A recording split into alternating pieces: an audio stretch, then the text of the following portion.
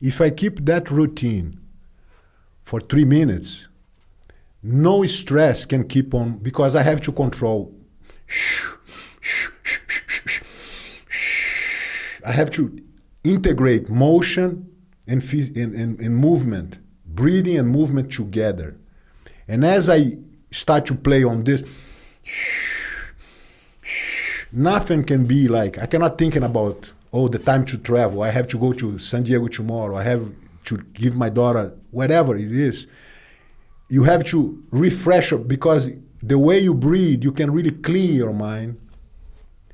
The way you breathe, you can lower your heart rates.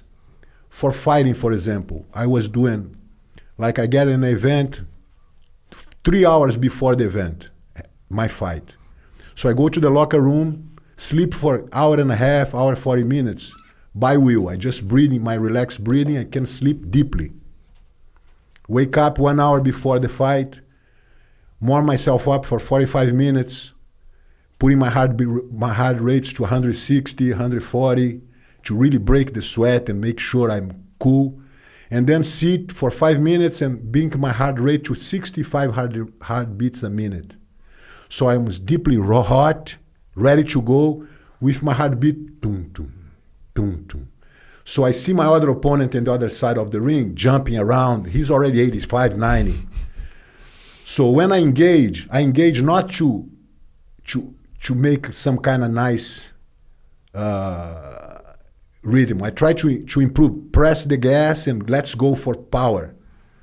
So we do everything we can do. So if I'm struggle, you cannot rest. You have to keep up with me. So when I'm 80, you 110. When I'm 110, you 150. When I'm 150, you already trying to... I had a heart attack. Yeah. So you start to regroup and start to seeking for air. And that's time normally where mistakes happen and I really make close the deal. So breathing become my best friend, not only to control my emotions, to keep my heart rate in the best performance, to recoup, so to be controlling panic, controlling emotions, become calm, to strategize, everything coming from this capacity within to control yourself by breathing. So I felt like it was a great addition to my practice and makes a huge change in my life. This is something that I connected the dots on a few years ago, because people would ask me, I would say, listen, when things are going bad, you have to stay calm. You have to learn how to, control your emotions and don't get all excited about something when things are going wrong. And people would say, well, how do you do it? And one of the things that I realized that I would do is, so in the military, you have a radio with you. And when you talk on the radio, everybody can hear you. And in the military, it's very frowned upon if you get on the radio and you are emotional, if you scream, help over here, if you panic like this. So every time I ever talked on the radio, my goal was to never sound panicked, never sound emotional, no matter what was going on, sound very calm and cool.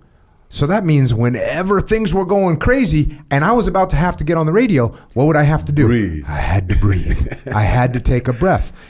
And so it's the same thing. It's just that something that I was doing so that I could, I'd be there's got stuff going on over here. Okay, I'm about to talk on the radio.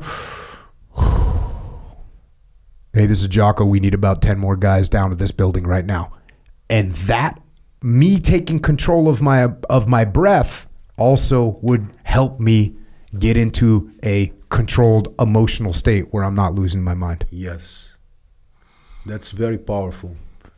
From jiu-jitsu. Yes, because the breathing system, or because you stay 7 days without food, you stay 3 days without water, 5 minutes without oxygen is already dead. Yes. So the efficiency of the breathing system is very needed, and people take this for granted. They don't. Oh, I born, I get slapped on the butt, and you are alive and well, and you can live like, if you don't train in breathing. It's like your biceps. It's like your strategies, your techniques, your jiu-jitsu. If you don't train in the breathing system, you're going to work with 40% less the capabilities to really refresh yourself, hyperventilate, bringing yourself to a next level of understanding. Because if you get tired and you don't know how to hyperventilate, you get tired and your mind starts to fade a little bit. You start to making poor decisions. You start to get completely off your game because there's no oxygen enough for the brain and the body. But if you know how to hyperventilate, you can have cramps, acid lactic all over. You cannot even move well, very tired, but your brain is still sharp. You can see details. You can see the girl smile at you. You can see the surfboard. You can see everything you want to see and talk because your brain is still fresh. Mm-hmm. And that's the capacity you have to learning how to hyperventilate and use the diaphragmatic breathing, which improves your life like a ton.